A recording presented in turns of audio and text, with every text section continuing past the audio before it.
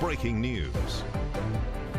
We begin tonight with another incident raising concerns about safety at Lansing school buildings after a gun is found inside of a school. Good evening, I'm David Andrews. And I'm Ann Emmerich. Lansing police were called to Everett High School around 12:30 this afternoon for a fight outside the school involving a knife. And as officers responded, they received information about a person armed with a gun running behind the school. Lansing school officials recovered a handgun from a 17-year-old boy inside the school. He has been arrested. A 50-year-old woman police say was involved in the initial fight complaint was tracked down to a home on Osband Street. She was also arrested.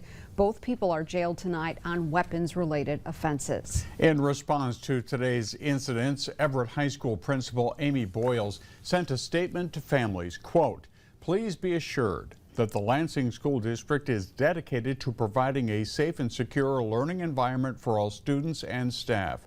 We will continue to take proactive steps and work closely with law enforcement to uphold the safety and well-being of our school community," unquote. News 10 will be following this story and bring you the very latest tonight on News 10 at 11. It's a little tough, but it's for their security.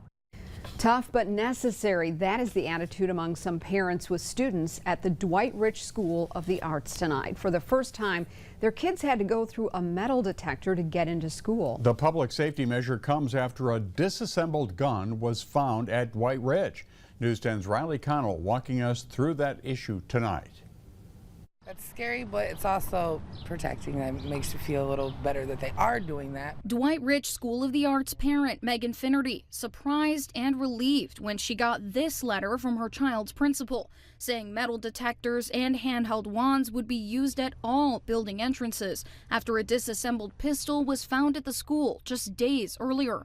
Parent Alexis Turner says it was a difficult thing to explain to her kindergartner. It's to keep her safe, it's to keep all of them safe, actually, so I just try to make sure that she's comfortable, Dwight Rich isn't the only K-8 school to use metal detectors. It's not even the only Lansing School District school to use metal detectors or the only school in Michigan to use them.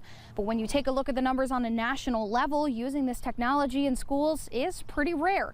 According to the Center for Education Statistics, about 2% of schools in the nation do daily metal detector checks.